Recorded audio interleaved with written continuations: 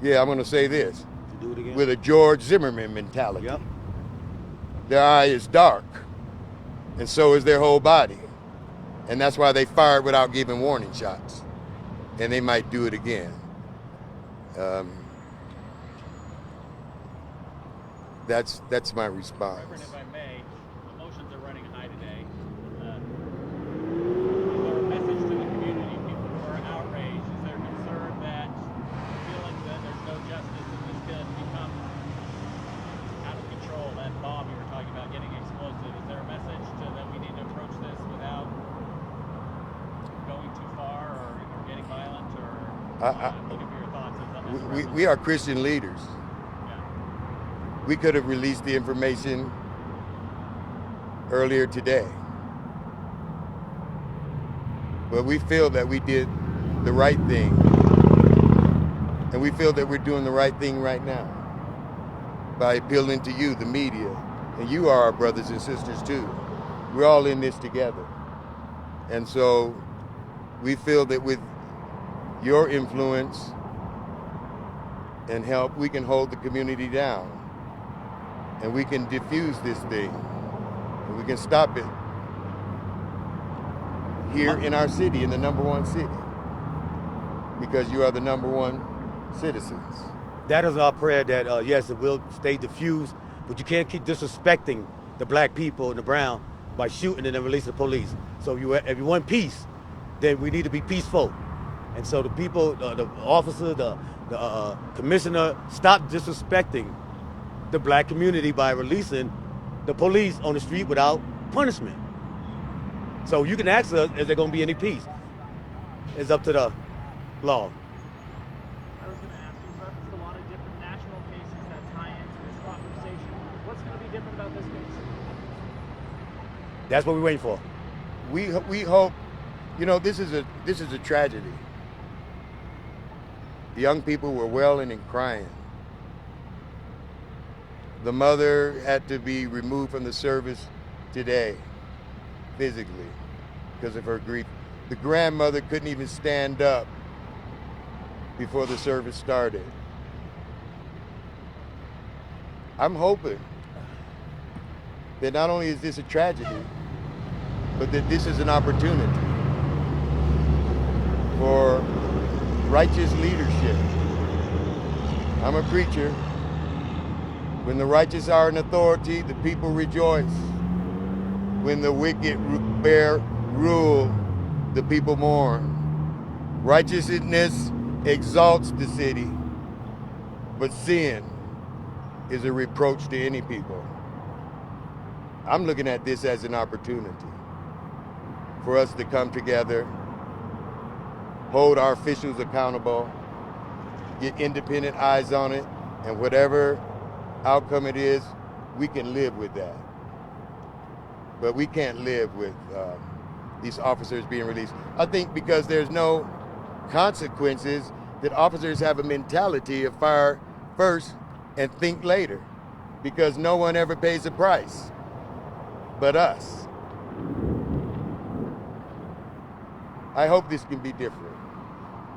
Where do you go from here? I am a man of prayer.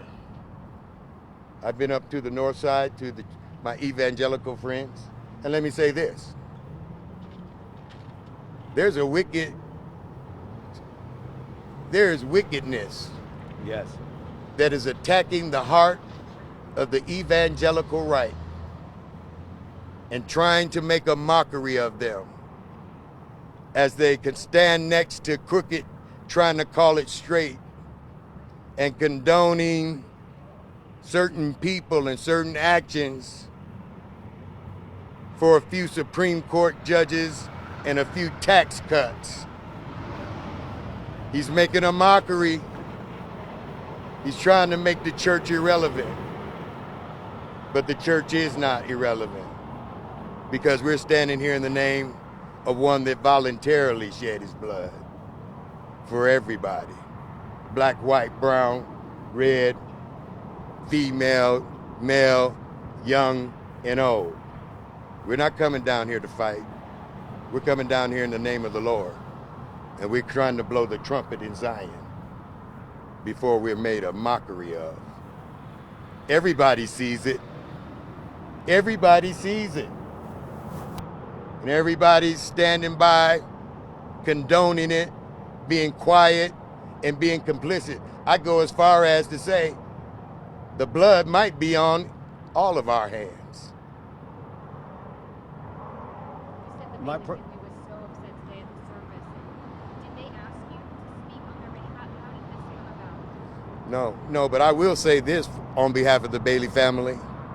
They have a GoFundMe page, and they have bills that need to be paid, and caskets that need to be paid for, and plots that need to be paid, and they weren't able to be at work today or for last week. If you want to do something righteous, if you want to help, send something to the GoFundMe page. You don't have to come down here and stand in front of a microphone.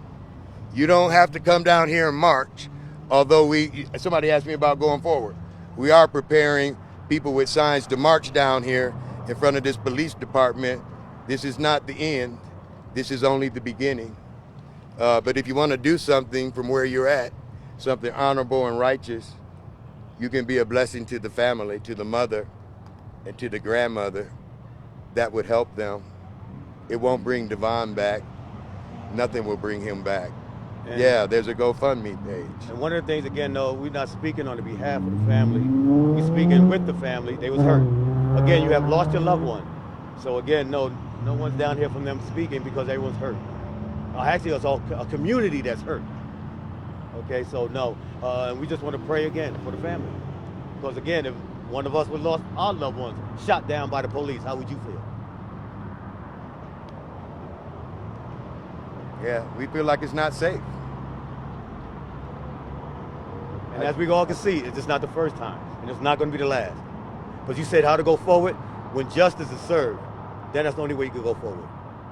When the killings of black and brown stop, that's how you go forward. If not, more anger. Hurt people. And that's what's going to happen. Let me say this. We're not hungry for no cameras. We're not hungry for no platform. Both of us are pastors. We're here because we think it's the right thing to do. And we just can't walk away from it. We just can't leave it like that. We're looking for not status quo leadership. It's the #1 city in the country. We're looking for exceptional, righteous leadership that takes boldness and that takes courage.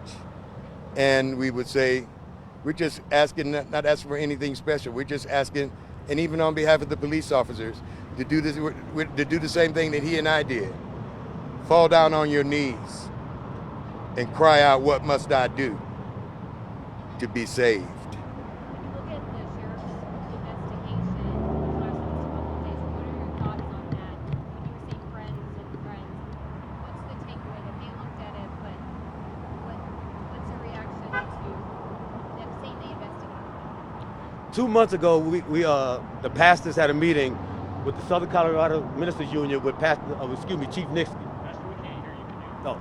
Okay, 2 months ago, we had a meeting with Chief Nixky, the Southern Colorado Ministers Union.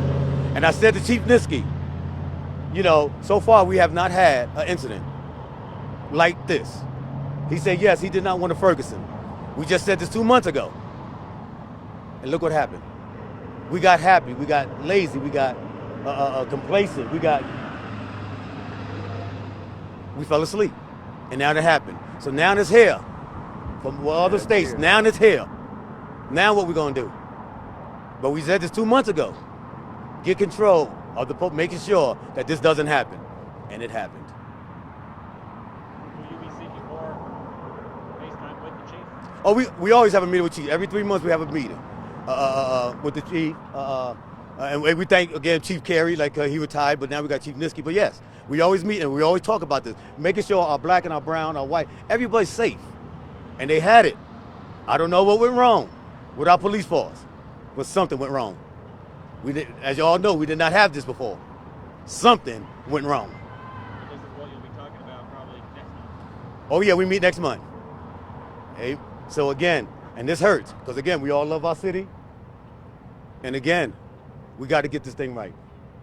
We must do right. We must do the right thing. Justice for all. Thank you. Quick question. The body camera video yesterday, imagine that was obviously discussed, with your pastoral ministries and such. What is that discussion like for you guys, particularly knowing that today was his funeral? It's hurt. It's hurting. It's we very deep in our heart would hurt that we seen that and how he was shot down. I can't elaborate no more because it still hurts. Yeah. To be honest with you, it just dropped yesterday. We did not have an opportunity to collaborate one with another to discuss. But unofficially, my friends, my colleagues that I have talked to, that are pastoral and leaders, have communicated the same interpretation that I did. That even though there was audio and then video afterwards, the whole story or the timeline, it still doesn't change the outcome, and it doesn't change the fact that the officers did not use good judgment and did not respect Bailey's life. Like I said before, they could have fired in the air. They could have sealed off the perimeter. We now know that they had the address. And then while I'm up here, and I'm not going to answer too much more questions, but we also want to demand the release of the police report, because there's word on the ground that says that the report from the officers, the initial report, I don't know if it's true because we haven't seen the report, and neither have you, is that they said that Devon reached for a gun, and that's why they shot him. The mayor promised us transparency, didn't he? Well, we asked him for it. And let me say this, and then I'm done. I let my request be made before Almighty God. We asked him to lead and guide and direct us. Jesus is sitting down on his throne, and his work is finished. He has handed the baton to us so that we can ensure that his will gets done in the earth as it is in heaven. I'm going to be calling for my brothers and sisters all over the city to unify in prayer and then go from there. But I know that there's work that needs to be done on the ground too. And hopefully that prayer will find hands and find feet. I can't speak anymore. I've spoken enough. Thank you all. Thank you. For coming out and for caring and for covering this story.